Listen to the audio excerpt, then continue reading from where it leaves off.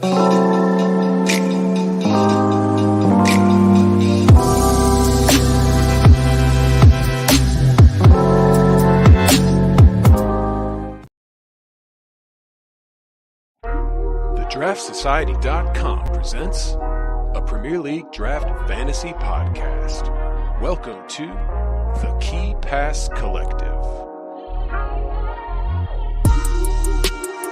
Your exclusive source for the information, analysis, and advice you need to dominate your fantasy leagues. Come on in. We've been expecting you.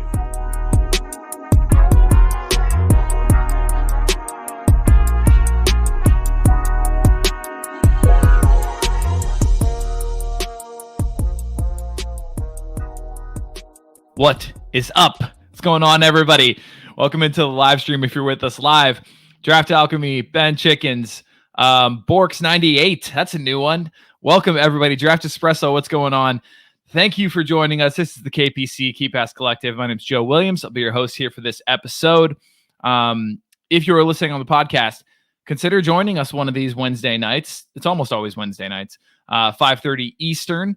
And we usually go live on YouTube. Brandon, what's going on, man? Omar, how you doing? It's awesome. We love to chat. We love to interact with you all and banter and BS. And it's a good time. So consider joining us one of these nights. But if you can't, this will always be available on podcast as well.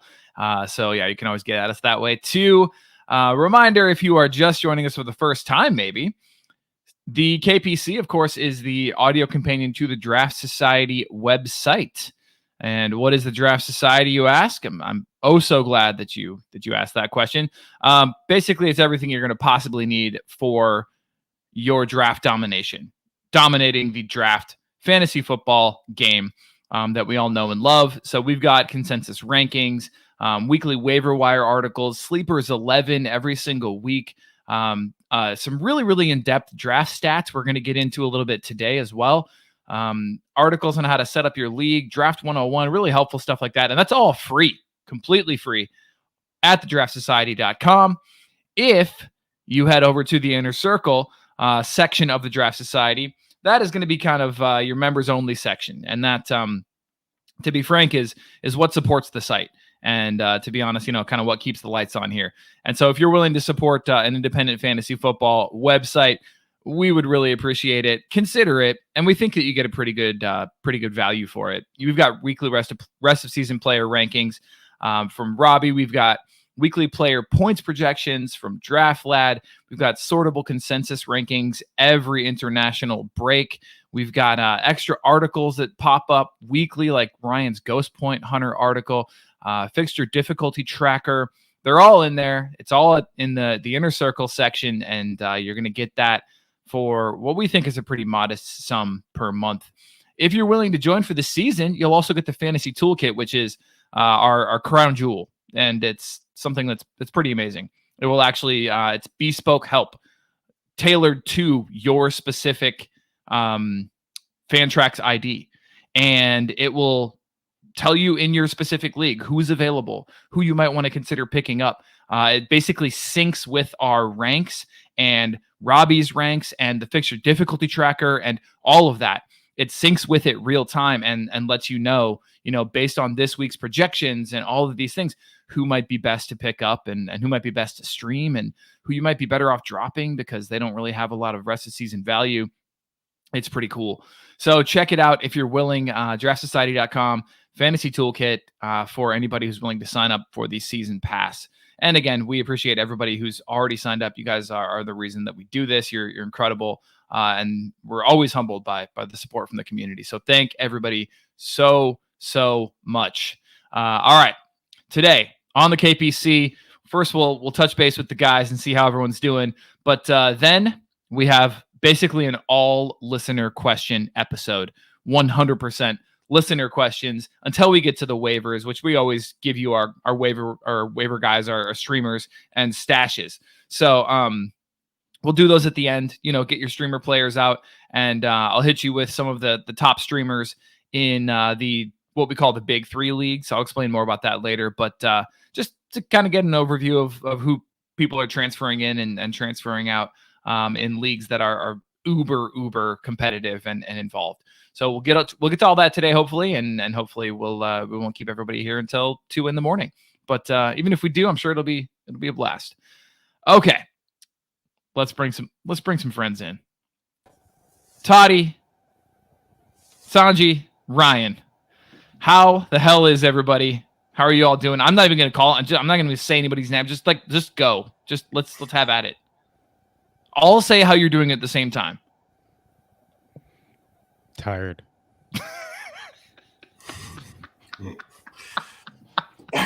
This is not as exciting as I hoped it would be. Were you thinking of that NFL or American program that has all the talking heads shouting at each other all the time? So every American program is what you're saying? That's right. But there's one that something to do with the horn. Oh, around the horn. Around the horn, yeah. I can't stand that guy. Tony Real. Yes. Yes. Reality. Yeah. Oh my God. Yeah. Different energy here on the KPC. Yeah. To his credit, he hasn't aged a day since he started. Like that man. His credit though. He still looks like he's like 25 up there leading this faux game show. It's not even a game show, but somehow they get points arbitrarily. Oh, we can't hear you, Ryan. I can't hear you. I wish we could. It sounded good. It looked good. It looked specifically. Anyway, so let's quickly gloss over this last game week. Holy shit, guys. I think it was Ryan described it as the game week where all the weird teams won or something like that. Like just all of like the players that you would not expect to put up points. Here they are, winning your opponent the game week. And you have a seemingly strong squad that puts up, 40 points over the course of the game. I won a game with 60 points. and the best tweet I saw was, I think, FBI Raptor Abdul, who was on the KPC a few years back. Yeah. He always tweets out the goal scorer odds before a game week goes, and he tweeted out the top 20 who had the best odds to score anytime goal scorer, and I think 3 players got returns out of the top 20 or something like that. Yeah, it was crazy.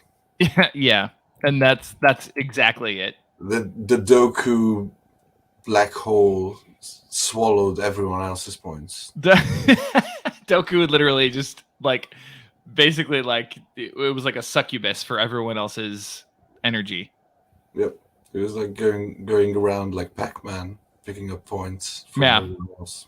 Pac-Man probably better because the succubus has the weird sexual energy to it as well. So I mean, you don't know, but yeah, probably more PC. Yeah, that's fair. I do like the Pac-Man. That's good. And all the other players, all of your other fantasy assets were the ghosts. Yeah. And just eating up the ghosts, but not in the way that we normally speak of them. Yeah. Anything else to add on that before we quickly move along? I think Rand's struggling with his technology. Yeah. Yeah. Hey, you're there. We're gonna... Yes. Da. But I can't remember now. I love that Marst in comments said, quietly concerned that my team scored okay in the dumpster fire week. That's actually awesome. That means 37 game weeks, your team is shit. Mm-hmm. In the one game, you're gold. That's great. Oh yeah, it was a rough week. Well, hopefully we'll just move past that. You always have a couple weeks like that. In fact, the NFL just had a week like that not too long ago where all the players were just complete shit, and it was like what in the world?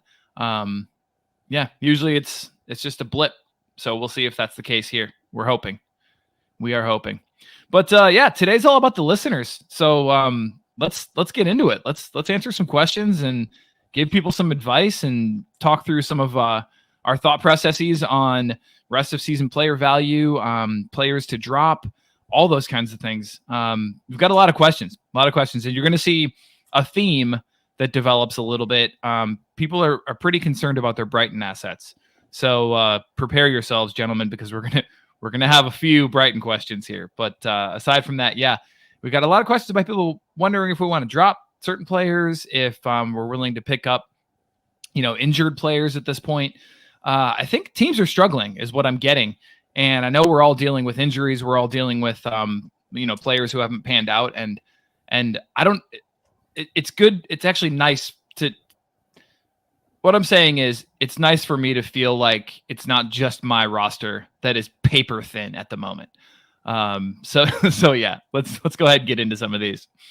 All right, your questions answered. Always comment live on the YouTube chat as well. We'll try to get to some of those as we go along, and then of course, just like we did with Marst's comment just back there, flash them up on the screen and give you guys some love. So let's move along. All right. Our buddy, Brisbane Brando, he's got a couple of questions. The first one's a bit of bants. The second one's actually real. If you had to sum up each of the KPC fellas in an emoji, who is which emoji? I associate Toddy with Peroni beer, which is so mediocre that I just... Is there an emoji for Peroni beer? I don't believe so. Is there a Peroni emoji? No, but like the generic, I think, glass of a beer looks like it's so mediocre that it might actually be Peroni. And unfortunately, on our computers, we can't really do emojis. But people, like listeners, you can put these, viewers, shall I say, you can put these in the chat. In fact, Ryan just got an eggplant in the chat from Draft Alchemy. Wow. I mean, he's handsome, but I'm not going to go that far. So Toddy is just like the stein of beer. Is that what you're saying? Just like the pint glass, whatever. Okay. I picture myself as the melting smiley face. Not only because I use that one quite often, but also, as you guys know quite well from our group chat, I'm the person who, it can be 6 minutes into a game and I'm like, fuck it, my player sucks, I'm done. I'm just like, that's true. Yeah. So I think I'm the melty smiley face. Yeah. That's who I am. What do you think, Toddy, Sanji? Am I getting a signed one, or am I picking my own? No, one? you can pick your own. So many emojis to pick from. I'm gonna go with the upside down smiley face one. Because I just like chaos and just being the complete opposite of everyone else's opinion. So yeah, I'm just upside down.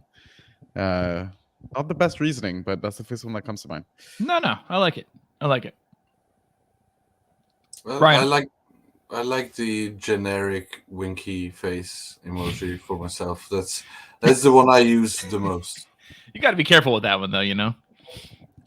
I mean, context matters.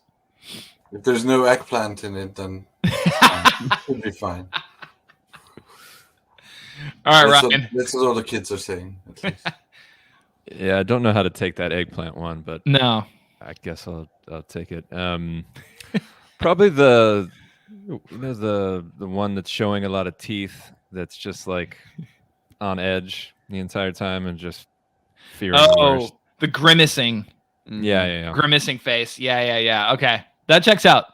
Because people are usually putting up 200 points versus you when they play you. So it's I just don't have fun. Yeah, just a matter of time until a player goes off. That's fair.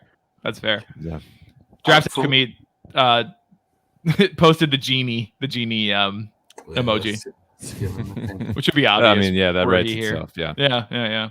All right. I think Ryan's for me. Ryan is the gun, both Oh. because of the gun, To my own Gunners, head.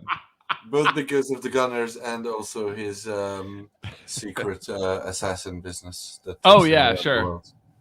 I was thinking more suicidal, but yeah. Yeah. I was thinking that too. That too. Like I mean. F me, kind of similar to me. I'm done. This game week's over. I'm screwed. But before they changed it to a squirt gun, the real one, it was years back. Yeah, OG. Yeah, OG Oof. emoji.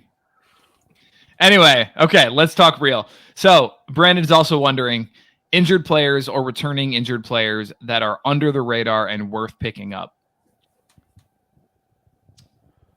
This one's a bit OBE, most likely, because I picked him up, I think, 2 weeks ago when he was coming back. But Joe Willock Sure. is definitely one to pick up. He got a start in Champions League. I didn't like seeing him start in Champions League, but the fact that he's doing it, I respect that. But I still think he'll probably get another start this weekend because I don't know if they actually have anybody else on the roster.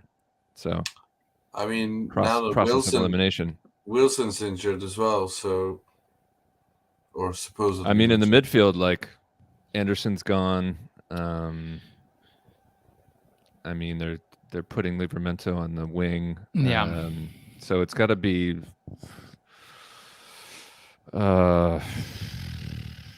Joe Linton, Willock, and you would think Probably Longstaff. Longstaff. Yeah. So, Yeah. I don't know, But guys. I Newcastle's. I think they played Livramento up top to just manage the minutes across the squad, just to kind of Sure. lessen the load on all the attacking players and stuff like that. I don't think that's gonna be a permanent thing in the league. I'd still expect Trippier and Livramento to be the starting fullbacks, but it'll mean, be interesting to see who's playing number 9. I suspect Gordon, but what if Joelinton gets a crack at it? Oh, be still my heart. mean, yeah, that's what he came originally to do. Yeah, he wasn't very good at it, Mike Ashley, as I regime, remember. yeah. but he technically is the only other person that has played that role. Not to but critical that- acclaim, but Yeah, that will leave an open spot in midfield for maybe Hall. Yeah, he could I play think out that's- game. Yeah, I think that's a good shout. He actually was terrible midweek yesterday. He had the lowest of any Newcastle player, had the lowest SOFA score rating. that's nice. Because I had him in my Mostly out of spite. streamers. I had him in my streamers, and then I took him out for that exact reason. Good data point. All right, any other injured guys? It's in my opinion, it's still too early for Enciso. It is too early for Robbo. It is too early for anybody, on the fringes like that. I mean, Nkunku's probably being held in all leagues, but and there's a question maybe about him someone- later. yeah, maybe someone to he's kind of never been trade dropped. in low. Maybe? language- A drop. Huh? Is that what you said, Ryan? A drop. No, it's been a long week. I forgot what I said, but it wasn't dropped. I said he hasn't been dropped in any of my. Oh, okay, yeah. Yeah. But Yeah. I think people are trying to possibly trade him in and stuff now. So Yeah, He's one of those guys that we've talked about in the past that like sunk costs and the dude that has held him for so long. Yeah. There's no way you can get him off when he's right about to come back. yeah, It's like Tony. Yep. Like yeah. The he language. got months in. Yeah, the language used in the press conference or in the news, I don't know where it came from, but I only saw in quoted is that Nkunku won't be ready for this weekend, and he might be ready after the international break, which seems a much better sort of timeline than we had originally expected. I still don't expect him to start more than 2 this calendar year, more than 3 maybe, but that's definitely much earlier than we had anticipated. So, and they need him, so I think he will be he will be relatively quick in integration. I think Shaw is one who should be looked at, just because the absolute shambles United defense is currently. So I think Today was so bad. They were so bad, man. So yeah, I think he will be back soon, and should be picked up as well. Yeah, Draft Alchemy says Shaw should be scooped up. I mean, I agree, and Evan was the first to say Shaw ? I completely agree. 81% rostered. I just don't think he's. And if we were to look at Big Three, I don't think he's out there at all. Was there? Oh yeah, big three. No. Big Three, he's 100%. And just really quickly for listeners / viewers, when I say Big Three, we're talking about the community league, we're talking about the international genie league, and the Discord league. And the reason we bring these up is just because these are uber involved leagues, very, very challenging. Managers who are on top of their game. So I think it's helpful to look at those numbers just to see if you're in one of those leagues, if there's any chance you could go out and get these guys. I don't think you can. An interesting one we could mention is, or two that we could sort of briefly mention is Felipe and the Manor Solomon, who has been out for a few months now and should be closer to a return. And with issues around Spurs players, obviously not on the wing, but he could start featuring more. Sure. But I still too early for both. I think it's too early. Solomon, yeah, because he's supposed to be out until December, and I think it's he's had a knee maybe the same knee. He had the injury like a year ago, and he was out for like 3 to 4 months. So I don't know if I'd be in a rush to grab a guy that's having reoccurring issues. Yeah, and I think I still hold the same. Like I said, I think when he was on his hot streak, that this dude could not force himself into the Fulham team as a regular starter. So I don't think think this is the case of fantasy performance overshadowing real life ability, and people are getting excited about him because he put 3 past Sheffield United, or I don't know who it was. So yeah, I agree on both of those. Just they were the ones who could feasibly be in people's heads as players to look at. Yeah, staying with Spurs, I know people are thinking about Bentancur, and in one of my leagues, I think he got swooped up last week. I don't know. That might be too early as well. I just don't think he's going to start until Basuma and Sarr go to AFCON or the festive season, I guess. But yeah, and I just don't know what kind of player he's going to be in this system. He was like the only one who was good under Conte ball.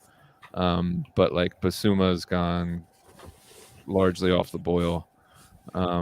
So I think our expectations are a lot higher than what the results will probably be. I think he could still be a mid 5.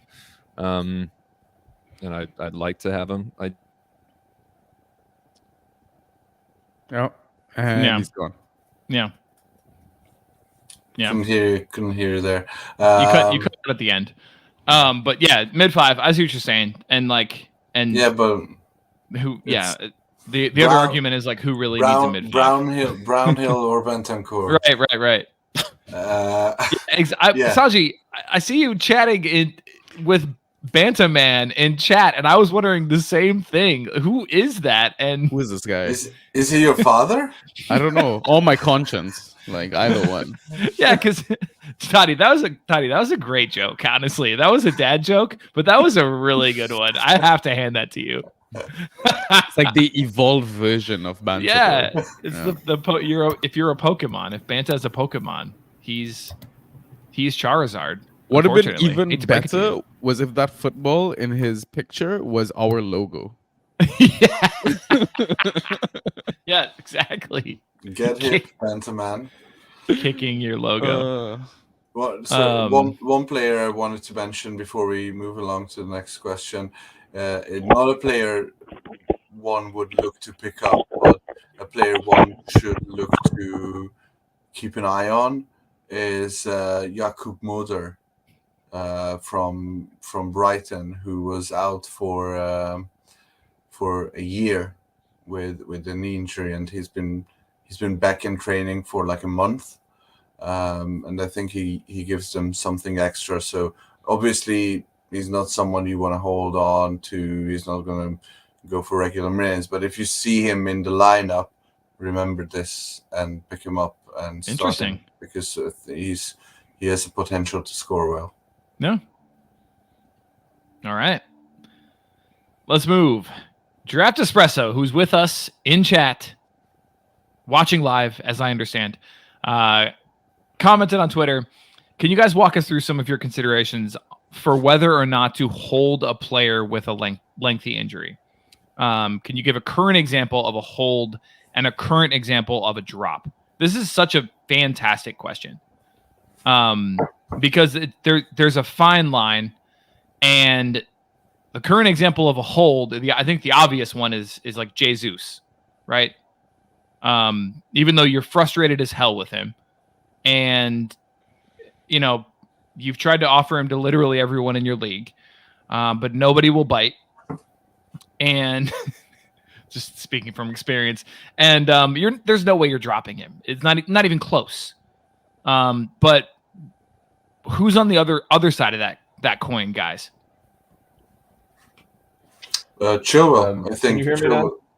Yeah, we can hear you, Ryan. Better, yeah. Okay, sorry. Still echoey though. Just checking. I don't have anything profound to say. No, that's fine. I think the other side of the argument is not someone you are considering dropping right now, but when the injury occurred was Ben Chilwell, because he was. So I think if you want to sort of try to quantify an answer to this question, for me it would be he would be a top 4 round pick in the upcoming 3 months.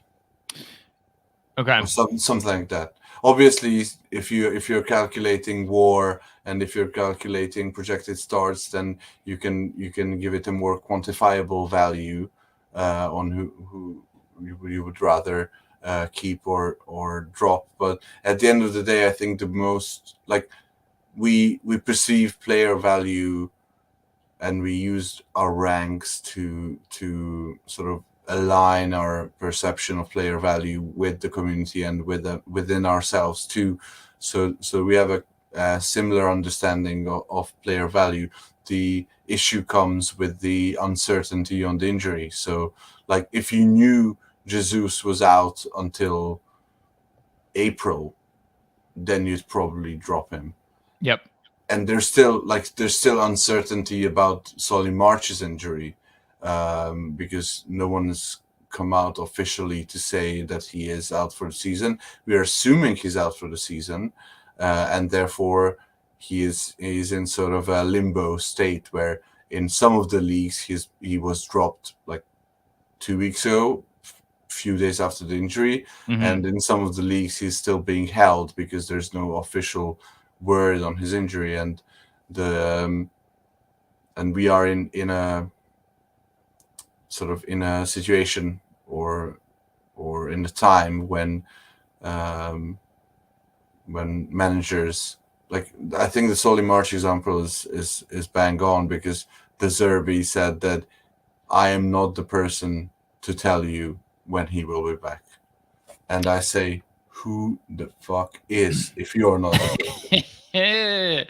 Solly March is a great example, quick Toddy, because he is rostered in 50% of the big 3 leagues and 85% of overall leagues. So that's a huge delta right there. Like that's a massive difference between, managers who are in these big three leagues who are like really, really like tuned in and uber competitive versus just kind of everyday or maybe like home league managers. 50 to 85. And so only half of people in the big three held him. Zerby said he's going to be out for a really long time. The Athletic said he's out for the season. We all saw with our own eyes how horrific the injury was. I mean, what's best case Wolverine-like scenario? He's back in April. Still a drop. Yeah. Yep. Like the 3 to 4 month range, unless you're like a top 10 player, and even then it's a debate. Then he's a drop. Yeah, the longer the injury, the higher up you have to be held, obviously. So it's like if you are, yeah, exactly. Which is why when we get into talking about players like Nkunku and KDB, managers who are rostering those players will have eventually held them for like 4 to 5 months. Yeah, Olise as well. 4 to 5 months before actually getting any fantasy points out of them. So if you think you're going to get them for, offer them like a Mateus Cunha or something, like it's just not going to happen. You're not going to get a deal on those guys. Yeah, I think out of all these guys, the exception is Ivan Toney, because he will have the ability to hit the ground running, be it for Brentford or Chelsea or Arsenal. It's not an injury.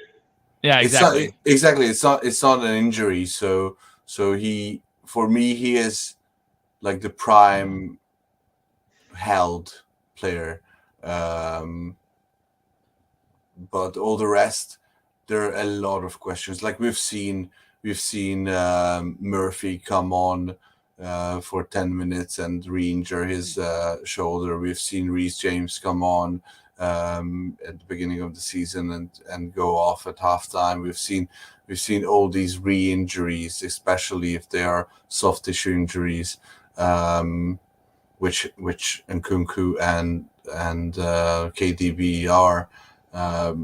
I'd just be so nervous to hold them, to get good value out of them, because like Tony's going to be a top 15, top 20 player from his first start to the end of the season.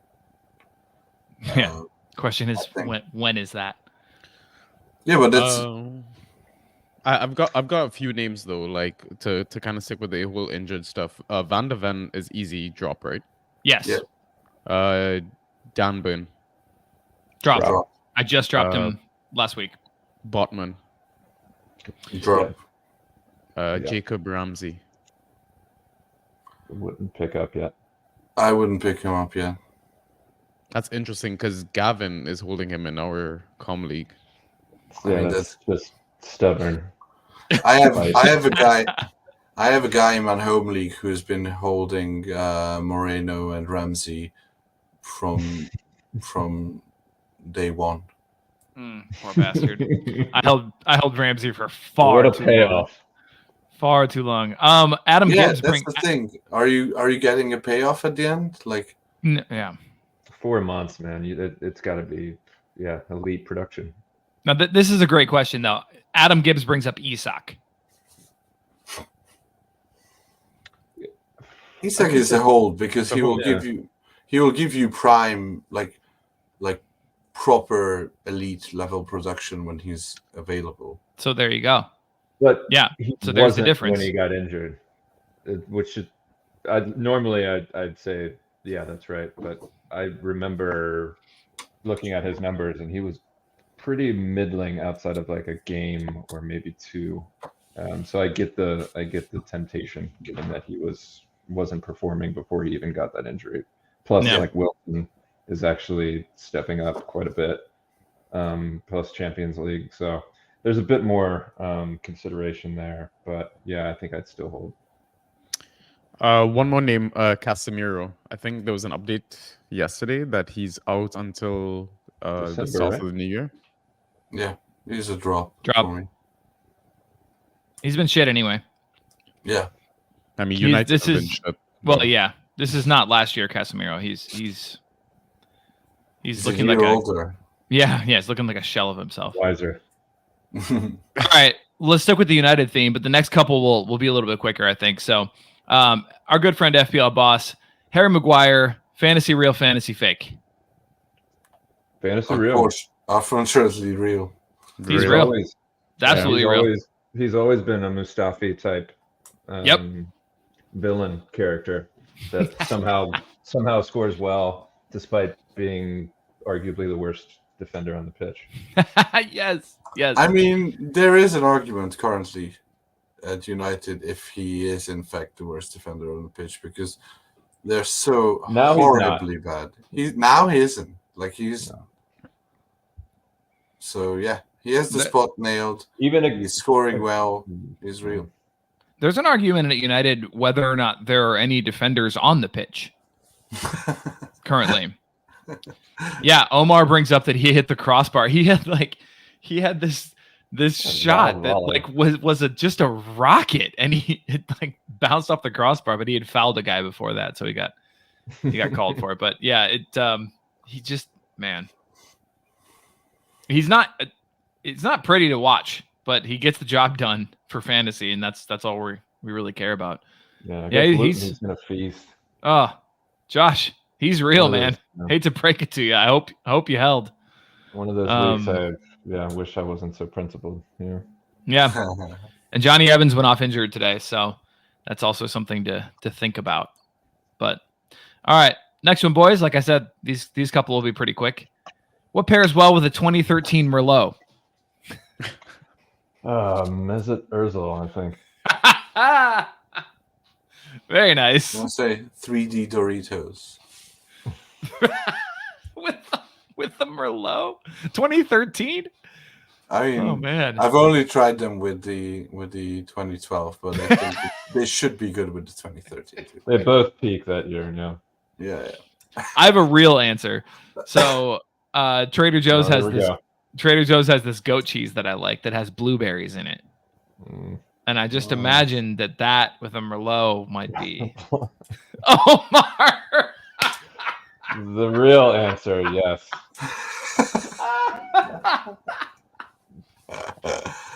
For anyone listening to the podcast, Omar commented a blunt. We call those porros. Here. Joint boy. Johnny boy. Oh man, that's awesome. Stage- All right. stage race. Magnus, you're the best. We're gonna you're a goat. All right, here we go. Moving right along. Dutch Cowboy. If you don't follow him on Twitter, by the way, do it. You got to do it immediately. He's got some amazing content. He's just super active. He will respond to you anytime that you have a question. He posts super helpful, waiver wire stuff, and just he's awesome. So helps out a lot with our spaces. Yeah. He's yeah, always exactly. Yeah. Up and out there. Yeah. Hit up Good. Dutch Cowboy. Let's get his numbers Good up. dude. He needs more followers. Anyway, when is it worthwhile to pick up Barnes? Here's another name injured. It's not is the answer. Ryan? It's not. Yeah. Yeah. I My have namesake has had unless it's Ashley Barnes, the famous Austrian. in which case, yes. uh, If he comes no, over yeah. in January, pick him up. New United striker. Yeah, the new Veghorst. The new Veghorst. old Oh God, Veghorst. not again. Yeah. Yeah. All right, I have to agree. Don't pick him up until you see him play. Yep. And if Toddy And then- says and then it, you won't want to. yeah. If Toddy says it, that's gospel. All right. This is where we get into the Brighton section, guys. Are we worried about a Dingro? No. I'm not. I hold him in most of my leagues, and I'm not worried. Like I think if our listeners and you guys are followers or consumers of Tifo's stuff, they had just today had video out about I think the title of the video is "Have Brighton Been Found Out?" Okay. And it goes into painstaking tactical detail, which I won't bore you with, but that's part of the reason we love Tifo. Exactly. Yeah. But the gist of it is like, they have needed to adjust some of their tactical plays, but they are doing it, and they are, and you can see the adjustments, and they will get it done, and they will continue or get back to producing the football that we've grown to love in the last year and a half. Surprisingly, I think Gavin posted in our chat yesterday that they're on the same number of points as they were at this point last season. Mm-hmm. Yeah. Or something like that, and they have a very, very good run. Playing Sheffield United next, man. How can you even be considering dropping him, benching him? Like, I dropped Anthony playing, who is playing Luton this weekend. So yeah, but that's Manchester United versus Brighton. Like, come on. Yeah. That's fair. I'm just saying. Let's timestamp this. United lost the Champions League game tonight after being 3-2 up. Like, Mm-hmm. Yeah, 2-0 up as well. Also, there you go. Yeah. Here's the last thing I think we can say about Adingra, and like I said in chat, this is far from the only Brighton question, so we'll be here for a minute. But when you look on Fantrax, you see that he has 7.5 fantasy points per game. When you look at our useful draft metrics on our site, which calculates points per start, he's at almost 10. But in the defense of folks that are worried about Adingra, he's started the last 3, which is great, and that's tough for a Brighton asset. And it seems like he's more on the Prim team as opposed to João Pedro on the Europa team. Sure. Having said that, in those last 3, I think he's averaged like 4. So like, I get the concern, but yeah, with that schedule and the fact that again he seems to be starting consistently, you gotta ride it out. Yeah, and like I don't want to be an apologist, but it wasn't a great time to play Everton. Like they're kind of feeling themselves. They are on a roll. Yeah. And so, I mean, Fulham, he scored 6.5? Okay, fine, in 70 minutes. And before that, it was City. And then he balled out against Liverpool. Like it's far from time to give up on him. You got to hold. Yeah. Or hold or trade him. Someone will give you something for him. Definitely. I'm struggling for forwards in almost all of my leagues. I've been trying to trade in Evan Ferguson, and he's been doing much worse. We'll have a question about him. And I haven't had any luck. I've offered my forward 1, Jordan Ayew.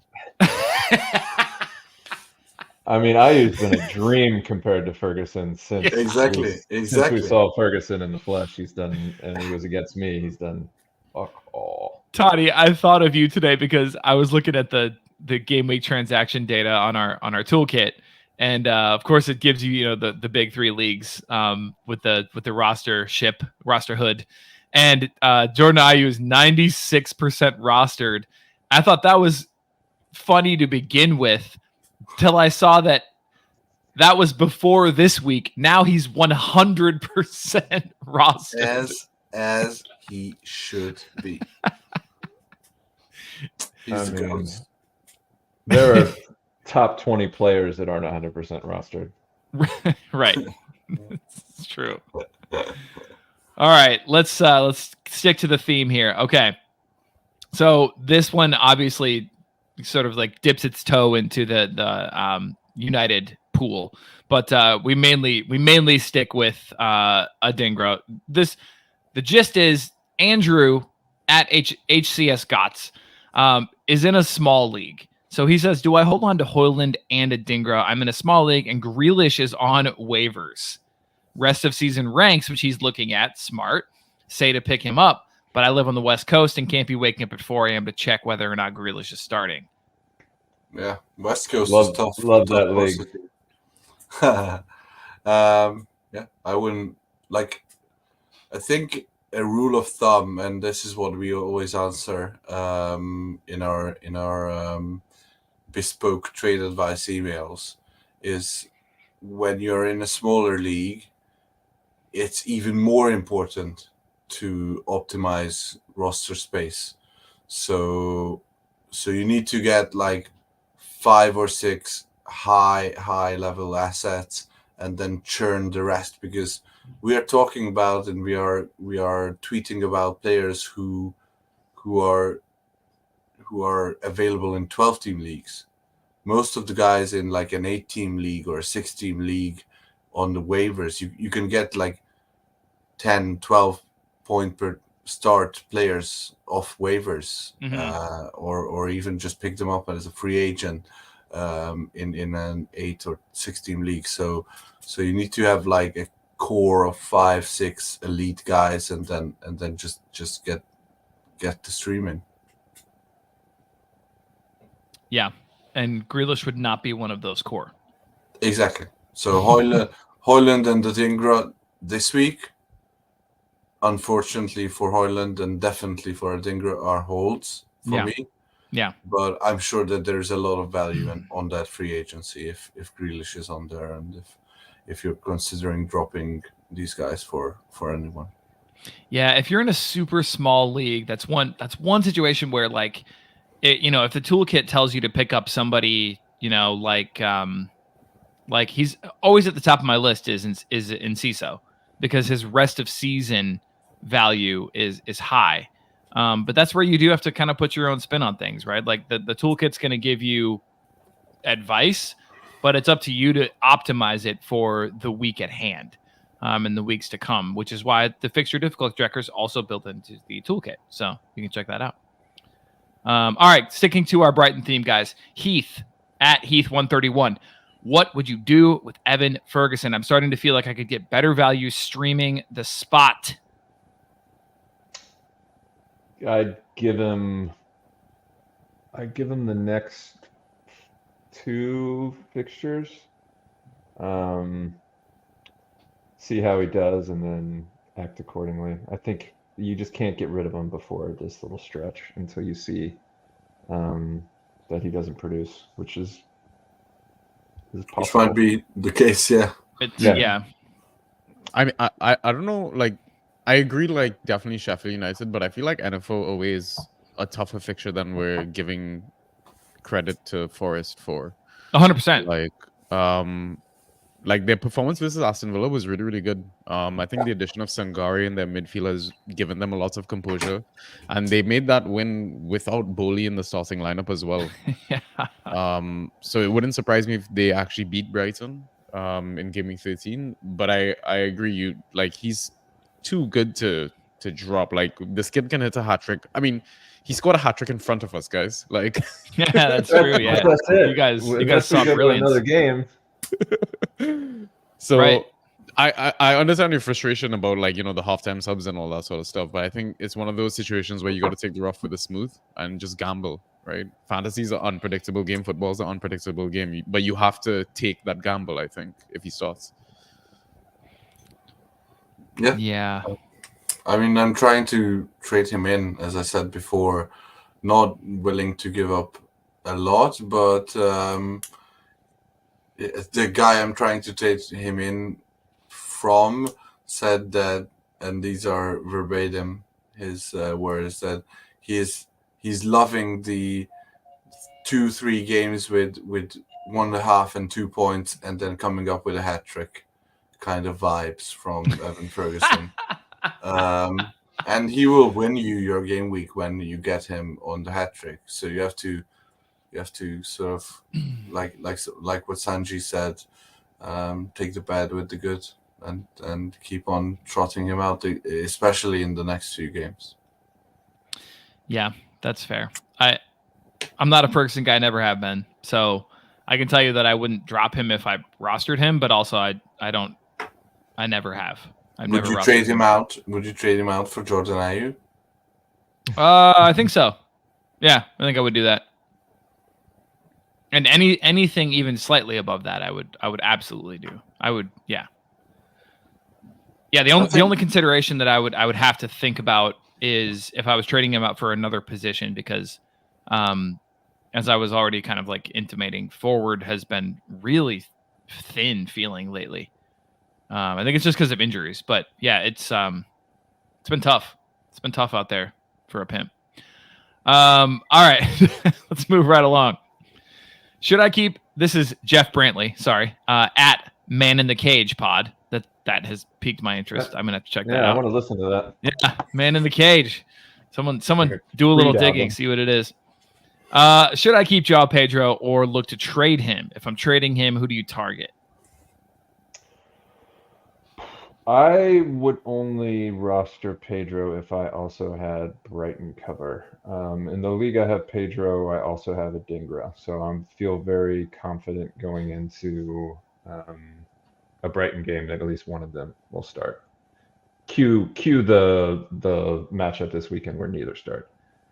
But I think if I only had him solo, that would be very, very frustrating. And I'd be tempted to sell him relatively high based solely on the narrative of the schedule. Who would I target? Oh boy. Let me think about that. Jordan Ayew? Jesus Christ, we can't keep using Ayew as a barometer. I'd rather talk about his brother. Andre. Yeah. As far as as far as my research, as far as I can tell, I do not see a Man in the Cage pod. So he, I think, is the host of a podcast called Bank or Bust. I think it's like a gambling thing. Okay. Yeah. I'll send you the Twitter handle. What's the Cage? The Cage? I have no clue. How does the Cage play into this? Maybe life is the cage, and he's trying to just gamble his way out of it. I mean, he's onto something. I mean, he is in the cage, so yeah. It's very Nietzsche. He might not be the man in the cage. No, that's fair.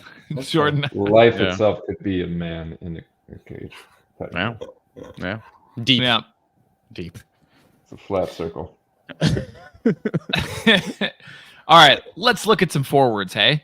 What forwards would you, let's just say forwards because it's a little bit thin at the moment, like I said.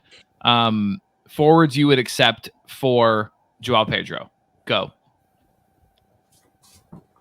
Tell us the forwards. Oh, okay. I was just saying any. All right, let's get past. There's a lot. We're gonna skip past most of the top guys. The good forwards. What about Huang? I'm keeping. I'd rather Pedro. You'd rather Pedro than Huang? Yeah. Yeah, that's close. It's close though. What about Cunha? Pedro. What? Keeping Huang all day. Okay. Got a dissenting voice. I love that. Again, if it's solo and I don't have anybody else from Brighton that's decent, then yeah, Huang is very, very close, as is Cunha. All right. What about Nketiah? No. Okay. No. So you're keeping Pedro. Unless I need to win this week and he's fit. What about Totti's heartthrob, Leon Bailey? No. No. Leon Bailey is a streamer at best. I mean, it's only because they keep bloody starting Zaniolo, and I don't know why. And keep bringing him off at halftime. What about Dom Solanke? God, I hate Solanke, but I hate Solanke so much. I know. He scores against me every single time. I hate it's the weirdest. So much. Yeah. What about fellow Eagle, Odson Edward? He's fallen off a cliff, hasn't he? Yeah, he But- really has. But his boys are coming back, so What about BJ? Brendan I'm taking Johnson. Brennan. Take Brennan. that's a You'd good one. rather Brendan? Yeah, I think Brennan's gonna come into his own next few game weeks, to be honest. Solomon's out, Rich is out. Yeah. Matters is like starting to hit that period maybe where he's picking up niggles here and there. Like, Well, that's not good for him. yeah, He but needs I that service. but I think Brennan almost got an attacking return this game week. I think he is maybe less selfish than for like Son sort of thing. Like, I think he's gonna facilitate Son's outputs. I think he might take along with assists here and there, but man, he was good at Forest, man. People are asking Avoni. I'd rather JP, honestly, I think. Just because of the niggling injury to Avoni. Also, I JP I has think I'm pens, taking right? AWO. I think I'm taking AWO there. But João Pedro has penalties. That's the swing for me. Yeah, Only when he plays. that's fair. I have two more for João Pedro, who might be interesting. Rasmus Højlund, who will Probably take definitely Ro- start. Yeah, I'll but probably take will- Rasmus. Yeah, I'm with you. I'm with you, Santi. He's absolutely banging in the Champions League. Like, It was Grealish. If only they counted. What about Yeah. what about fellow Seagull and Sufati? No. ooh. Fati starts less than João Pedro. Yeah, give me JP. Give me JP. Somehow. Yep. Amen. Pubs with Ab. He feels me. He knows what I'm talking about. Can't score a penalty from the dugout. What if they don't make it to the next round of Europa League? Then that opens up the Prem for João Pedro and Fati. Yeah, but Yeah. what Same if with I? Højlund. Speak it Same into with Højlund. existence, please. But what if I was to tell you that Ansu Fati Højlund's has going to the the same Europa number League. of goals as João Pedro?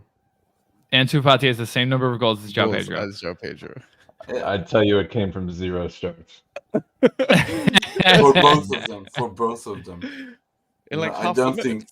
I don't think either of them scored a goal from a start. Hmm.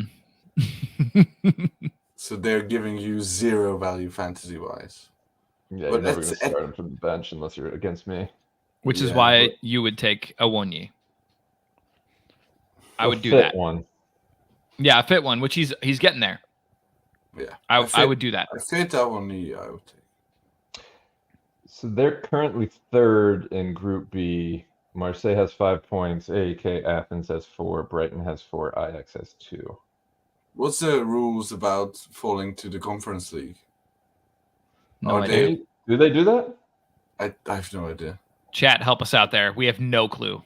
And what about Champions League? If United finish last in the group, will they go to the Conference League or will they drop out?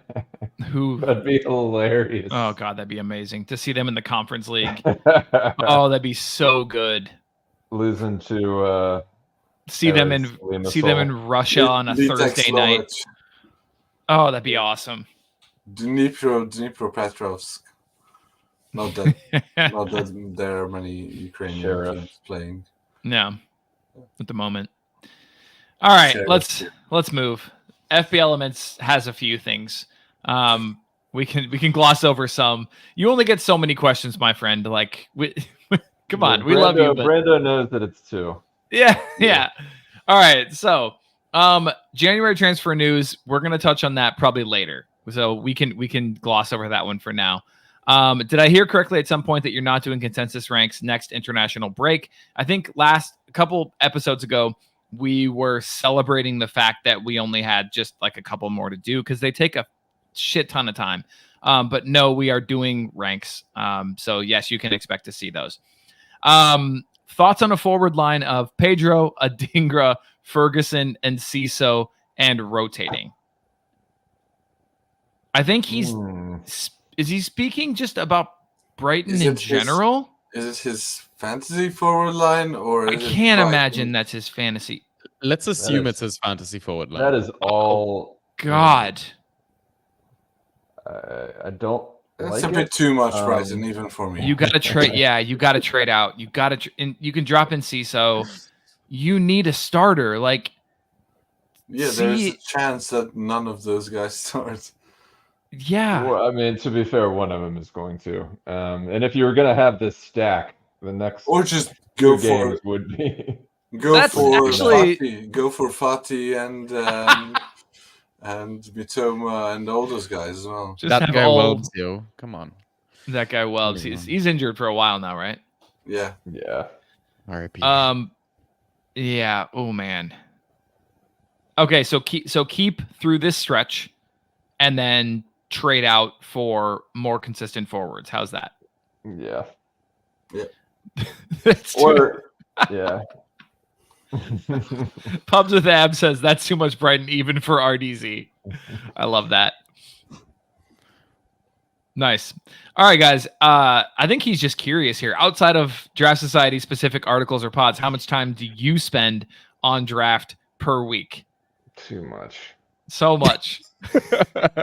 Way, It's way too less much. during the school year when I'm teaching, but But it's it's- like it's in those moments where you're done with work and everything else, and you've just finished the last season of Top Boy, and you just want to take a look, and that's those witching hours is when it gets me, and then Yeah. I start overthinking things. And the stinker tinker time. yes. Yeah. I mean, this obviously counts like group chats and stuff too, right?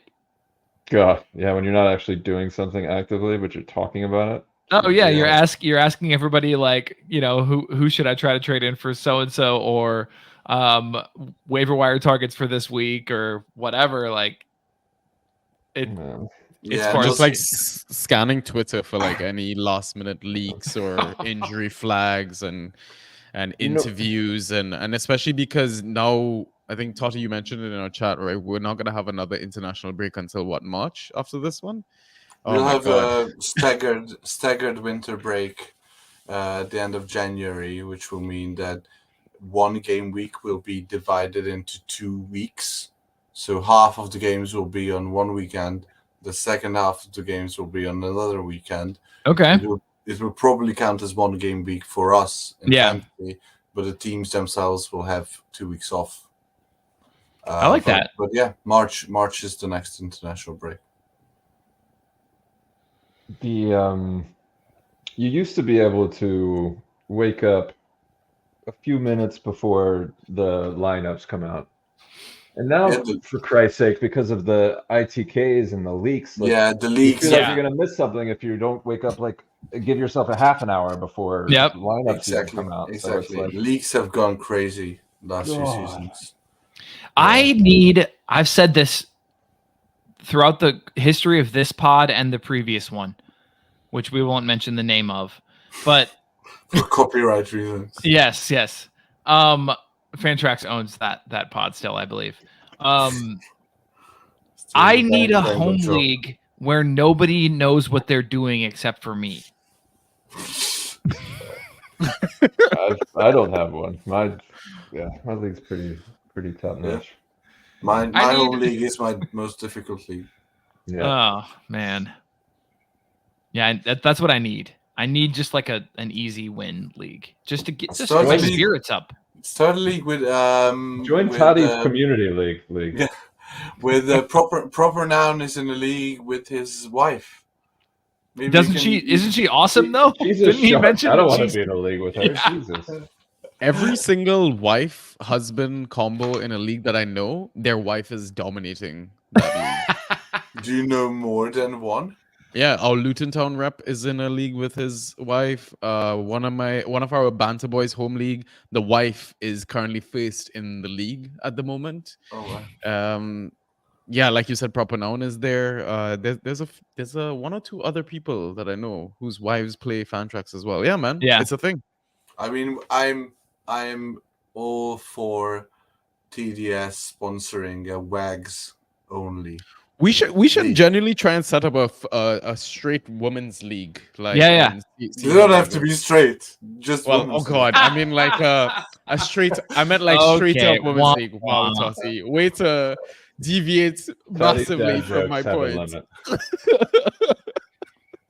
limit. Anyways, back yeah. to the pod. No. This is true though. This is true though. Love some strong woman energy. My best friend's wife came into our NFL fantasy league 2 years ago and promptly just won the league straight out her first year. Nice. Love that. Just like, Absolutely love okay. that. Okay. Yeah, Yeah, amazing. I mean, if any of our female listeners are here listening to this, then we are up for sponsoring women's only league. Yeah. Maybe Shout out to all the women. Yeah, man. Shout out to all the women in our community. Honestly, Exactly. it's awesome. Oh, for real. and yeah. maybe we can persuade our own wives to join. There you go. I mean, I- I know Ryan's wife likes football at least. I just told her, and she said she wanted to be commissioner. So Hey. Yeah, nice. commissioner. I There you love it. go. All right. now she can feel the pain that I do. That's Misery real love. truly man. loves That's company, real, yeah. That's real love. Yeah. All right. Shall we move? So yeah, the answer is too much. Way too much. But if we didn't enjoy it, we wouldn't. Plus, honestly, it's like you get in a chat, you get in a limited liability company with some guys that you really like, and Casper, Wyoming. one that may or may not be headquartered in Casper, Wyoming. Find yourself in a and, saloon one night. And honestly, I mean, yeah, you're spending time on fantasy, but you're really just chatting the shit with guys that you like and good friends. So anyway, yeah, that's how I see it. All right, this is our good friend Paul, Sky Player in FPL. Shout out, man. I haven't talked to Paul much recently, but great guy, really great guy. So he's asking Forest's evolving formation and its impact on Morgan Gibbs White's value. Please discuss. And David Shaw responded to him, which I thought I would include in this. And he said, I think MGW is still useful as on set plays. They didn't get a single corner versus Villa, which is pretty wild. That's it. That's it. Yeah, he's a set piece merchant, 100%. And He used to be more an open play, but yeah, they only had 3 against Liverpool. okay, but so is that it though? Like when you say that's it, you mean like exactly? But what I'm saying is like, is that it? I think So- that's it. I think Yeah, we're all he's saying not. that's He's it. not involved. So I like mean, yeah. we got a question about this. Recorded the pod last night. Obviously, I didn't release it because I'm lazy as fuck. But it was about like Gibbs White, and I mean, if you look at his numbers, like all of his hauls have come against like a bottom, like second half of the table teams. Like, Mhm. what was it 17 versus Sheffield United, 12 versus Burnley, 14 versus Palace, 16 versus Luton. I mean, I'm probably throwing Manchester United in there as well. He got the 21, but all his like subpar scores, 1.5 versus Villa, 3 versus Liverpool, 4 versus Brentford, -1 versus City, 4 versus Chelsea. Like, and Joe, you had this dilemma and you had this question. It's like, do we maybe think about when we start him and when we sit him? And I think our argument was he's on penalties, most likely. So maybe not bench him. But now I'm starting to come over to your side. I'm like, do we actually think about this? Like, But this is different than he was last season. Last Yeah. season he was set and forget largely. That's what Paul's getting at. But Yeah. he had Brennan last season. Him and Brennan were like this dynamic duo. Like they were like York and Cole sort of situation. I don't know. Defoe Oh, wow. and, I don't know. Like they I had forgot this that chemistry Forrest was won the gone. treble last year. Yeah, the treble of hearts. Fraser and Proceeded to Wilson. sell their best player in history, the Spurs.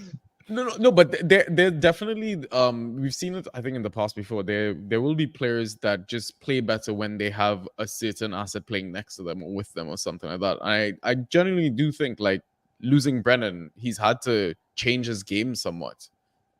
Yeah, and they've I think they've focused much more on stability and seeing games out and stuff like that, which obviously doesn't help the gung ho type point scoring that Gibbs White is very good at from open field.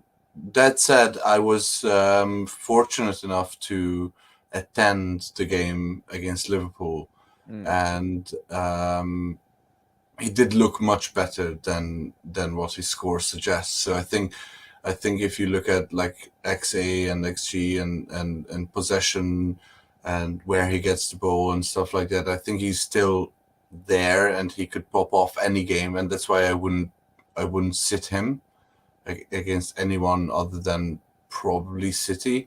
But yeah, I get the angst. I still think that he's good value. Yeah, it's a tough one. It really is a tough one. He's as you alluded to, Sanjay. I'm to the point where I'm considering benching him in tough matchups. But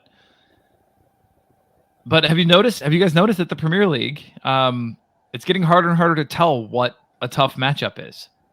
It's such a strange year, and on the conversely, an easy matchup. You were talking, Sanjay, earlier about Forest at home, and how you look at the numbers and we've been grossly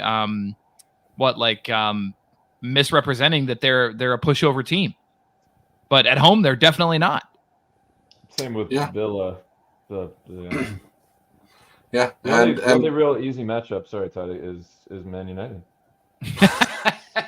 Exactly, because Burnley and Man United play or try to play expansive football and are very Not bad from at what it. we saw at the Emirates, my God. Bad at it. Because Luton and Sheffield United will sit back and stifle you, like we saw at the game With against Liverpool. Yeah. Whereas United and Burnley will try to play some sort of attack, which allows teams to get behind them, get into good positions. So yeah, United and Burnley are probably the safest games. But Forest have a decent run, like West Ham, Brighton, Everton, Fulham, Wolves in the next few. So I think that's pretty decent. As you said, Joe, there isn't like a go-to easy set of matchups, but yeah, I'm not sure if he doesn't perform in the next 5, then I'd be worried. Yeah, and I want to be clear. That league, in the league I'm referring to, I have Matoma, Gross, Abdullah Decore, Joe Linton, and Morgan Gibbs-White in the midfield. So that is the only reason why I would ever consider benching him. Otherwise, I can't imagine a midfield where you would be stacked enough where you would want to bench him. So, yeah, I just think for the most part, you're right, Paul. They're not using him in the same way. The formation is a little bit concerning. He's not getting onto as much creative attacking output as he had previously. He does go missing for large chunks of games. But all that being said, you got to start him. You just start your studs. And he's still one as far as we know. I guess we'll see. So, yeah. All right. Michael R. Nelson. At Michael R. Nelson 6. There was too many Michael R. Nelsons, unfortunately. Had to be the 6th one. Tough break, man. Sorry. We talked about this already a little bit, guys, but as far as getting Nkunku in, I've tried in a couple places, and I just can't. People are stubborn as hell, and he says, is he even worth getting? I definitely think he's worth getting. I just think good luck trying. You can't get him for value. Right. And it's even hard to get him. I mean, outside of, I'd be curious what the Nkunku roster would accept. and it's got to be. I assume, given their expectations and just sunk costs, it would have to be a top 15, maybe top 20 player, maybe like which is wild. Sly or something. No way. I try to give KDB for Nkunku, Oh.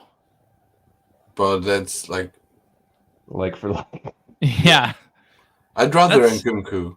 Yeah, of course. But That's yeah, interesting. Did you try throwing Morgan Gibbs White to the Nkunku or no? Did you try IU as a Ghanaian? My sweetener? response to that would have been, "Are you serious?" Oh. Nice. Yeah, so Honest Habe in chat says he got Nkunku in for Harrison and Dan Byrne before this game week. That Wow. is That's a master stroke. When Robbery did Dan Byrne injury happen? before against this Arsenal? game. You traded an Yeah. injured Dan Byrne and a shit Jack Harrison to wow. Nice job. And now the guy who's cusp losing of Nkunku has to news. drop someone else as Exactly. well because he's traded in 2 players. I guarantee you he just dropped Byrne right away. No, he's too stubborn. No, That dude is immediately admitting defeat in a trade. No, you're holding him to the bitter end. That's fair. Just out of pure spite. Sanji, you mentioned MGW. That's a really, really interesting one. Would you guys Try do it. that? I'd rather Still take MGW. Okay. Sanji? I'd gamble on Nkunku. I mean, you're clearly frustrated with Gibbs White. And, I am. but Don't say why? that. Why are you? Like he had You 2 or 3 personally bad are, Joe. games. Yes, you are. Do you guys roster him? I don't. I Are you? traded him for Jesus. Yeah. Okay. Then there you're you go. Like, then you're not frustrated, but we who do Yeah. are. I'm not frustrated. Please. Yeah, but I'd Joe, rather have you are MGW. very easily frustrated. Yeah, you are too easily frustrated. Melting smiley face. Exactly. Disintegrated smiling face. oh, the one with the dot and there's no face is just the Yeah. eyeballs. That's yeah. The X's for eyes. Yeah. That checks out. All right. Okay, cool. So we have just a couple more. Let's tear through these so that way we can still do streamers and get people out of here, before 2 hours like last week. All right. What would you offer for Wilson if you already have Isaac? What about Nketiah if you already have Jesus? This question has changed a lot in the last. I mean, this was only 6 hours ago that he posted this, but there's been some news, has there not? Yeah. Wilson Isaac is a better cuff for me than Nketiah and Jesus. There's just 100%. too much of a drop off between Nketiah and Jesus. I feel like Wilson and Isaac are pretty like for like.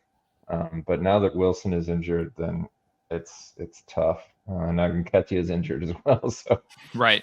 you want 4 players that aren't going to start this weekend. Yeah. All of these players are injured at the moment. Yeah. This might be the time to get in Wilson, though, to be fair. That's true. Was he taken off as a precaution or is he like legitimately injured? No. I think it I was. said, He said that he has a knock or something like that. Didn't he? Let's see. Like tight hamstring is what I it says, think yeah, last read as forced well. off with a hamstring issue. yeah, he Yeah. said he doesn't know if he's going to be ready for this weekend. But No, that that could be doesn't anything. sound good. That doesn't. Considering it's Wilson, that Right. doesn't sound good. Yeah. Like if it was Bruno Fernandes, then Oh, God. I'd be Yeah. worried. It's a fucking cast, and he comes back and plays. Yeah. Yeah, absolutely. And he'll play all 117 minutes or whatever. So we're kind of going to skip past the Jesus and Nketiah. As far as like Wilson, who would you offer to try to bring him in? Any names that jump to your mind? Would you give Joao Pedro? Yeah. Yeah, Yeah. probably. Okay, there's a good one. especially if Yeah, you have because- Isaac. Yeah, because if worst case scenario, he doesn't start, but either of them will most likely start after the international break. So you have the cup after that. You're fucked this weekend. Sure. But Hopefully you have. Yeah, hopefully you have. you'd probably be fucked with Pedro as well. So it's not a huge. Yeah. It's not a huge value difference. Hopefully you have for Ayew. this week. Yeah. I mean, Obviously, if you have Ayew, you can drop all of these guys and go Ayew. one Which- forward formation. Anyway, would you give Hoyland for Wilson? Yes. Yes. Okay. What about Gakpo? Yes. God, yes. What about Williams? Sanji is smirking. Yeah, I don't know if I fully agree with some of these, man. Well, which ones? I'd Dip probably, up? I don't know. I feel like I'd probably gamble on Hoyland, as in, I mean, he's dreadful in the league. United are dreadful in general, but you'd think at some point they turn it around. And I mean, Hoyland is starting 90 minutes every game. He's young, he's fit. Like, yeah, it's the rotation and the hamstring issues. And don't get me wrong, Callum Wilson has one of the best Premier League, goals per minute ratio, around. The best, yeah. I think. With players who started at least one game or something like that. Yeah, so that Hoyland one is a bit iffy for me. The Gakpo one, I think if you have enough depth, like I would probably hold on to Gakpo. Like I talk about it on Banter Boys pod all the time. Is like I like a piece of that Liverpool pie. Like Liverpool to me is, if City don't win this title, I'm expecting Liverpool to be the one that's challenging. And their attack is they've fixed their attack. Like Szoboszlai has fixed that midfield in a sense, right? And sure, Gakpo's not starting all the games and he's not ghosting well, but I feel like more often than not, he will. What else is there? He'll get a goal. He doesn't start. He doesn't score. He doesn't Doesn't get ghost. ghosts. Yeah, but the thing is, are you expecting Wilson It's to part be of the starting attack. that many more games than Gakpo? Yes. No, I'm not. I'm not No. expecting. I am. I think. Nah. I think one I'll more take a game. bet. I'll take that bet. Oh, let's go. Let's go. We haven't done the But- bet for a while. Yeah, we haven't done a bet for a long time. Oh my Let's- god, what have I done? Is it? Once- Is it the Once he's projected declared start? fit. Not if he's out for a long time, obviously with an injury, but like for like. No, but I say take the Wilson bet right now. now. Don't wait on more information because that's the gamble that you're taking with Wilson in any season in general. Yeah. Like if he's fit to start this Like- weekend, that doesn't mean he's fit to start for the next month. Yeah, Right. but it's better than And then- betting into a fucking 2-month injury as well. And yeah, that's fine. That proves nothing. Yeah. It proves that Gakpo is alive and wandering the earth. Good for him. Yeah, honestly, I think Nunes has like 60 minutes as a starter if he doesn't start getting goals. And Brentford is a fine game to start scoring or to get on the score sheet, but if Yes, it is. yeah, it is, and Please God. yeah, hopefully, I'll see that as well. But yeah, if he does a Luton, then I'd urge whoever does projected starts in the toolkit, whoever that might be, to put Gakpo in as a starter after the international break, because Okay, again, hold on. So that would be again, against Liverpool will be playing that'd the be first against game. City. That would be against City on Saturday, November 25th. And how many points would you project Gakpo to score that match if he started? 9.5. Yeah, in your wildest mother If flipping he starts- dreams. If he starts in the forward line, I think he does well. No. I'll take that bet 7 times out of the week. What? That doesn't make any sense. That's a long week. To take bets in. Yeah. 7 times. Isn't that just one bet a day?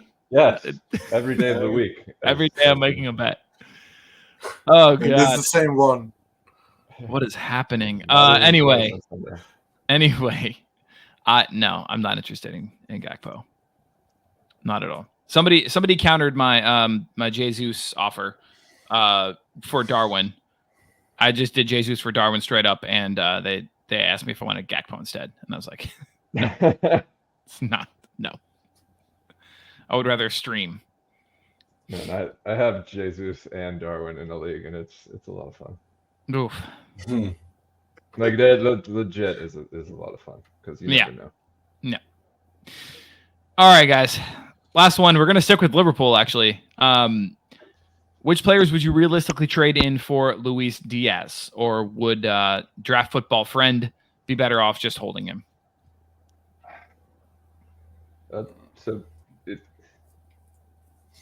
Okay, all right, yeah, solid phrasing.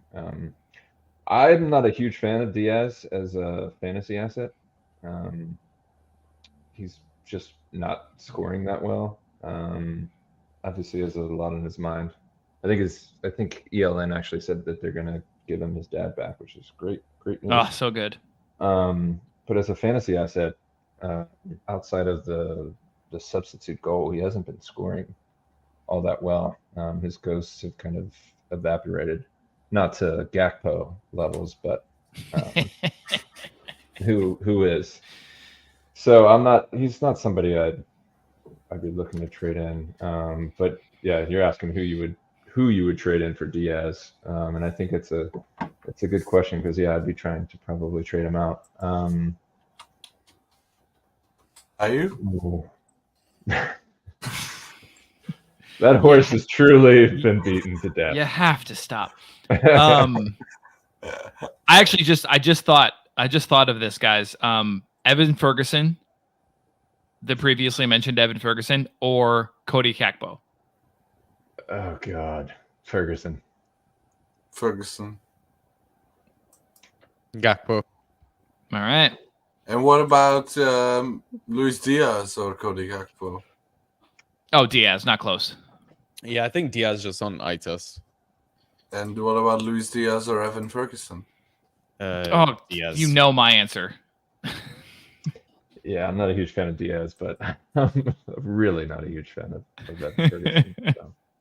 So who would you try to get for Diaz? Fuck. That's a great question. Let's see. Martinelli? What? Who? You think you can get Martinelli for Diaz? No. Depending on if they're a Liverpool fan. I mean, I think that's a decent opener. I mean, I think it's egregious, but I think a lot of people, given name recognition in Liverpool and all that, wouldn't scoff at it. I'd go from there.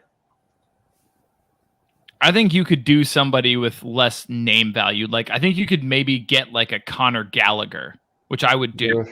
Nah. Nkunku's going to take his spot, and then he's fucking toast. You think so? In the midfield? I don't know about that. 100%. They're not supplanting outside of his locks. They're not supplanting Palmer the way he's playing. Sterling's going to be playing as well, and Nkunku's going to come in like for like with Gallagher. Straight up. I disagree. All right. I'll take that bet all day. This guy, I'm not betting with you. We're up to seven. One a day. So who's Nkunku coming in Twice on one of the other days. Go take a vitamin. Good lord. So who's Nkunku displacing? Could be Nico. Could be Nico Hat-trick, Jackson. Nico Jackson? Could be. But I don't hero, the hat-trick hero. I would not. I personally would not want to disturb that midfield trio of Connor, Enzo, and Caicedo. Yeah. I think that is what is allowing us to not get fucked in the back line. 10 line. Would you trade out Luis Diaz to get in Nkunku? That's a great question. Because I'm trying to steer us back to the original question. Yeah. No, I like that. I like that a lot. That's a great question. I think, ooh.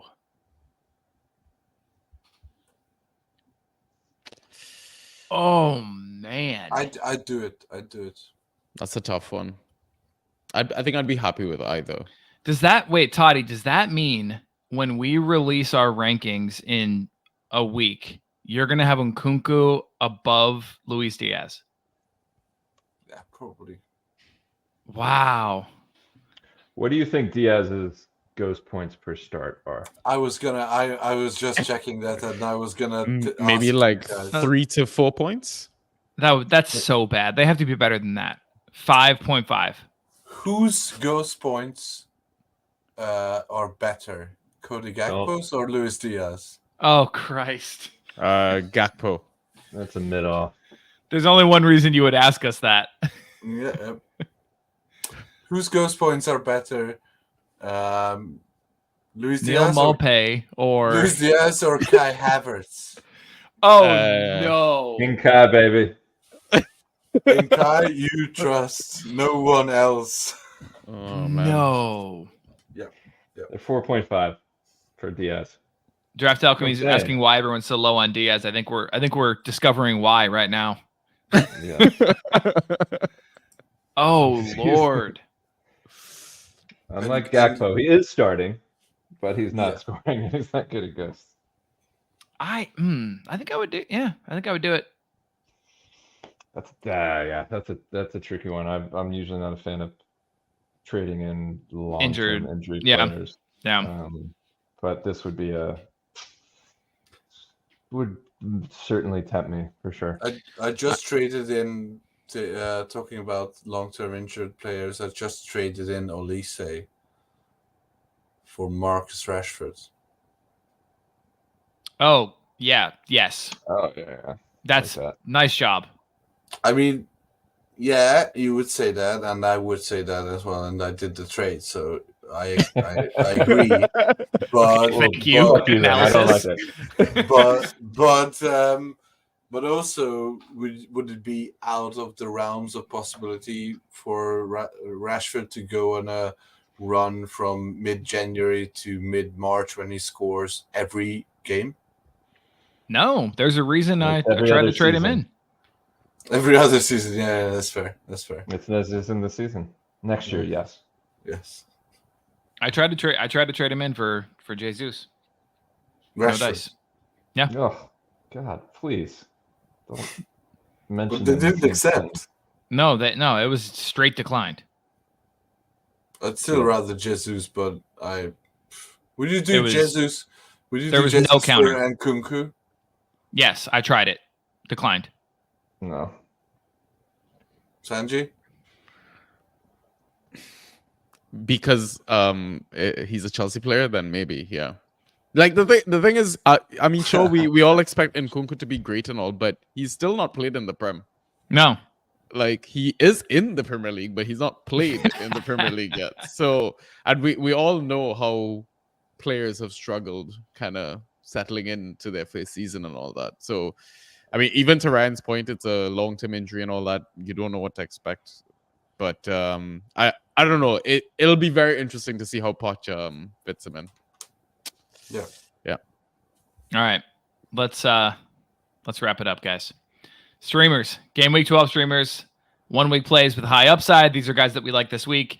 More or less. We'll explain to you, whether or not they're a shot in the dark or whether it's someone we actually kind of believe in and are rolling out. But yeah, 1 week plays, probably dropping them next week. But let's see who we got.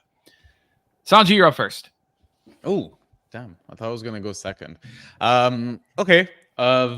Odysseus Vlachodimos? I mean, you should pick It's him a good up effort. on the name alone. Yeah, I butchered the second name for sure. Odysseus. Odysseus Vlach. But There it is. he I mean, Turner finally got That dropped. sounds so bad. Latch. What? Vlach? Yeah. Turner finally got dropped, by the way. By the way, before I make my point, Joe, American national goalkeeper, what are your thoughts on Turner? Oof.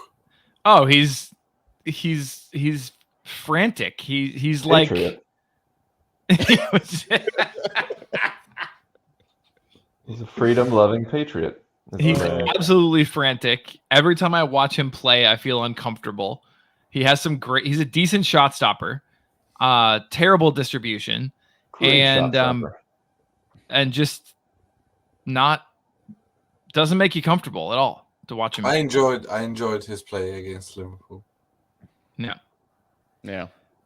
But he was doing okay, right? Even though he was doing some crazy ass shit on the pitch and was costing Nottingham Forest points, he was still averaging just under 7 points per game. Sure. And you're expecting Vlach to be better than that. Maybe keep a couple more clean sheets. We're talking about, how solid their midfield has gotten, and a big rock like Bowley in their defense. Surely they can do better in net then, right? So I think he's a good keeper for people to kind of make the switch from. I think even Sean kind of commented on the post when we made it. Owners like Areola owners, for example, started this season hot, and then I'm sure you've been frustrated with his points output the last few game weeks, right? I think if you add up all the game weeks, I don't think he's barely in the positive range of points, right?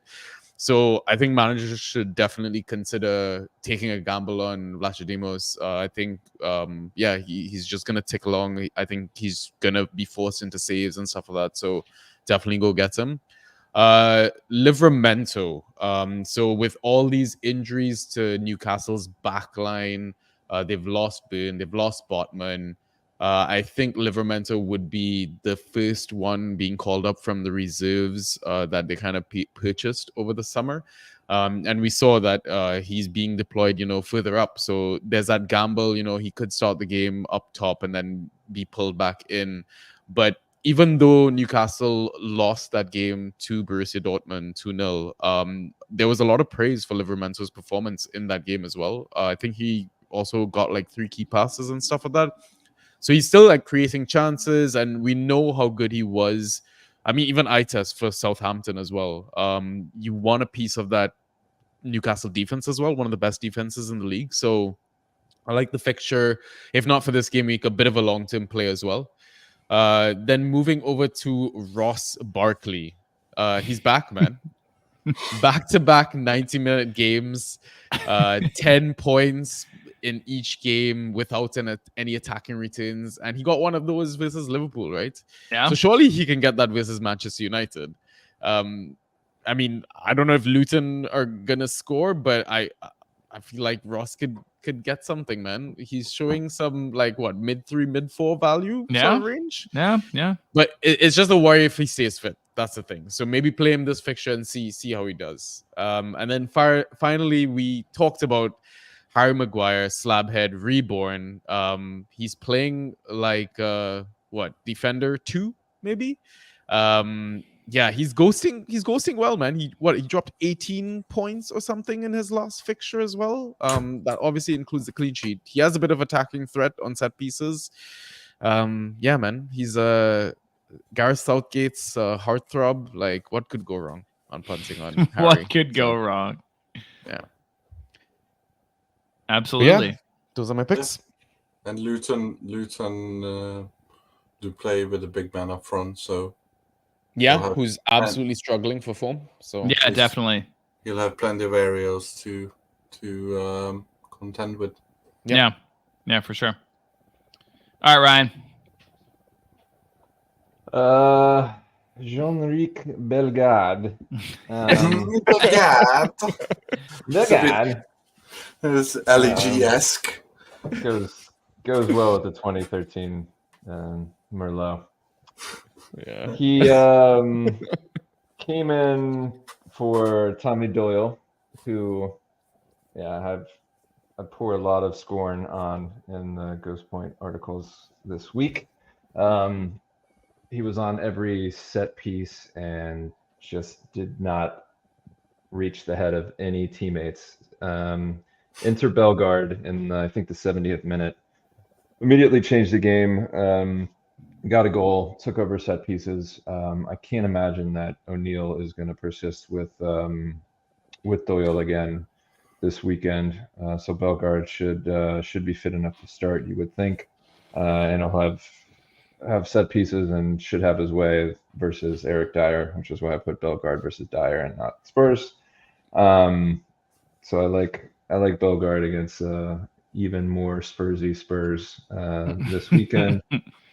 Harry Toffolo is a freaking legend. In his 4 starts, he's averaging like 15 a game. Like it's crazy. The only potential downfall is if that knock that he got this weekend keeps him out. It looks like could be fine. So it's kind of a gamble. But if it comes, I think their game's on Sunday. So if you take a beating on Saturday and need some upside, Toffolo is your guy versus West Ham. It's a decent punt. Fabio Vieira versus Burnley. This is mostly just an injury rotation play. Arteta went with Trossard up top with Martinelli and Sanka flanking and Kai in the midfield. If he does any rotation this weekend with Odegaard out, you'd think that Vieira would be first up. So it's an early enough game where you could easily drop him if he doesn't go, but if he does, that's a great matchup. And I'm looking for that Arsenal lineup for a fair amount of high upside streamers. In the same vein, Tomiyasu or Zinchenko versus Burnley. I just saw that Tomiyasu was taken off at halftime at Champions League, but they just came out saying that Tomiyasu felt something. So I don't know if he was just taken aback by the emotion of the game, if he just started feeling that's what it was. Some sort of way. Or the fact that he was one of the top ads in the maybe the expectation just got to him and he just choked up. Either way, it's tough to predict that one. I thought it was the Zinchenko game to begin with against Burnley, and Tomiyasu starting Champions League definitely gave me that feel. And then add the knock, and it looks like it's a Zinchenko game. But it's another one of easy drop if he doesn't start. And Zinchenko's not a streamer, obviously, to be clear, but he was available in one of my leagues. He's dropped in some places, but I think he's still. Let's see. Actually, I got it right here. He's still 93% rostered in Big 3. He is what? Hold on 1 second. He is. Oh no, he's 90% rostered in community Big 3 leagues, and he's 93% rostered in the rest in overall leagues. Which that's one of those rare ones where people hold. It's like kind of like Kyle Walker, right? Like how he can be. He's got the name value, which I've talked about in the past. I was surprised to see him in our league. Tomiyasu was more of the waiver wire punt, but if Tommy's hipster's pick, the St. Pauli hipster's pick. So we'll see who goes. I think it's going to be Zinni, but holding Tommy just in case. And then I never thought I would say it, but fucking Leon Bailey. Here we go. Versus Fulham. I picked him up in one of my leagues, and I hate myself for it. Praise be. Yeah. He's finally come over to the dark side, Totti. No, he was the OG. We have to give him that. He was the OG Bailey lover. Then he got scorned. He got scorned bad. He got scorned bad, and now he's rekindling the romance, like the one that he rekindled with Big Joe. Oh my God, I can't believe it. Big Joe Willock. I cannot believe it. He's sworn off him. He's put it in his will that he's never picking him up, and there he goes again. I'm planning like a very bad addict going back. Yep. Planning on starting Willock and Bailey in a big game this weekend. Oh, Christ. Just back to basics. Don't talk to me. I thought you'd learned. Block me this weekend. Yep. But Bailey's one of those guys that usually scores better off the bench. But looked good. Off your bench. Yes, exactly. Looked good over the weekend. Was one of the few bright spots when he came on for Zaniolo.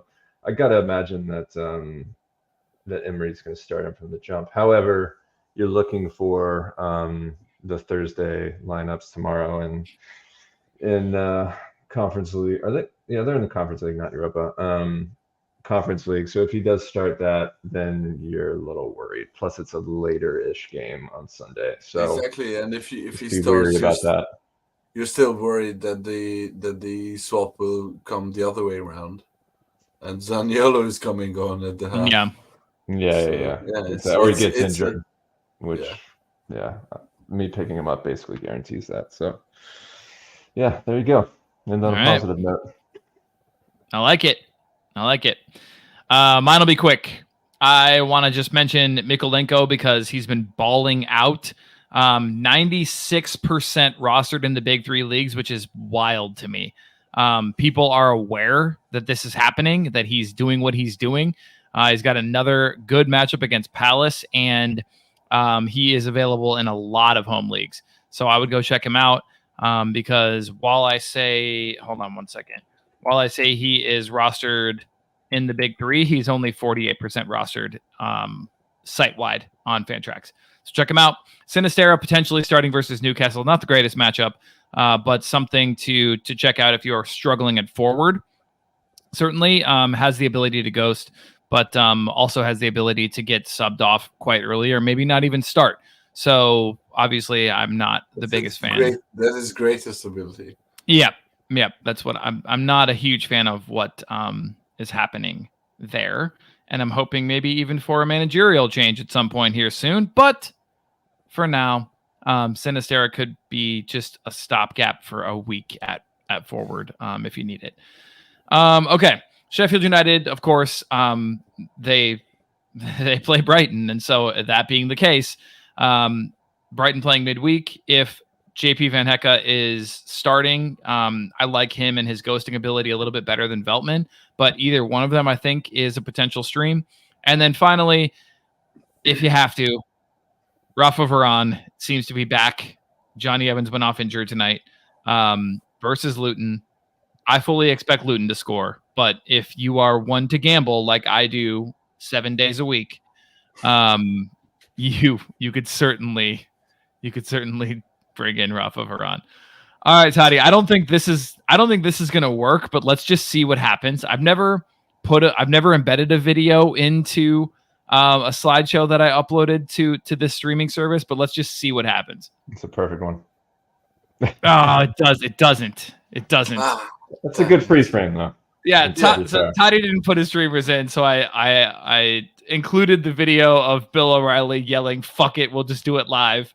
But you could imagine him just screaming that, and we'll just have Toddy do it live. So, Toddy, anyone that we have not mentioned that you are considering streaming? 2 players I wanted to mention because you've pretty much covered all of the possible streamers. One is Lewis Hall, who I definitely pick up to see if it's actually Livramento or Hall who takes Burns' vacated spot, and the other one is either Luton forward who starts. Ogbene would be the best one that I would like, but yeah, I think Luton will score against United. That's it. I was like, is Joe listening to him? Nope. He was trying to get the video. I'll write it. That's tomorrow. And that is it for us today. And we will leave you with I can't do it. We'll do it live. Okay. We'll do it live. Fuck it. Do it live. I'll write it and we'll do it live. And thing sucks.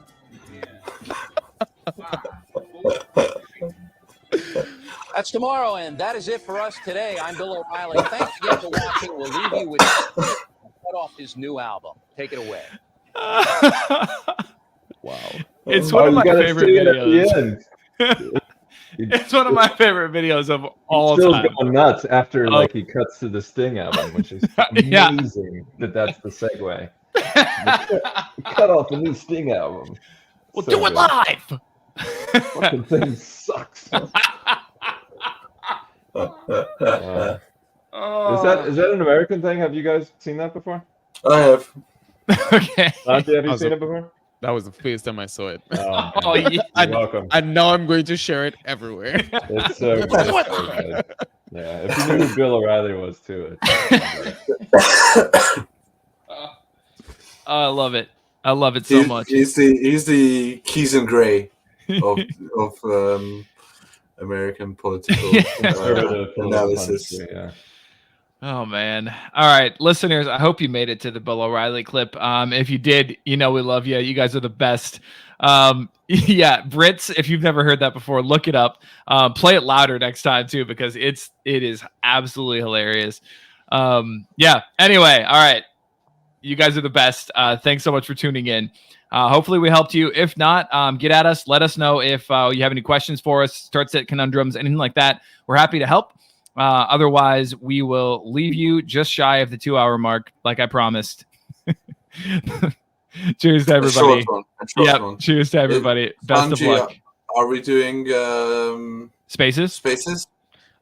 Saturday, I think we could. Yeah. Sunday, a bit iffy. I might be meeting up with the famous Ben Chickens for the first time. Wow, So, nice. Is he down south your way? Yeah. I think he's gonna be in town, and we're arranging a little meetup. So Let's go. Love that. Yeah. I was gonna text him tomorrow because I'm in Manchester for the weekend and Liverpool, so I wanted to meet up, but now it turns out he's down south. I mean, feel free to change your plans and come to London. There it is. Yeah. For real. Another reminder why this community just rules so hard. Like real people actually meeting up. It starts as a shared interest just over some stupid fantasy game and develops into real people hanging out, developing relationships, friendships. It's just awesome. So yeah, community, I'll say it again. We love you. Best of luck this game week. Talk to everyone soon. Cheers. Bye, y'all.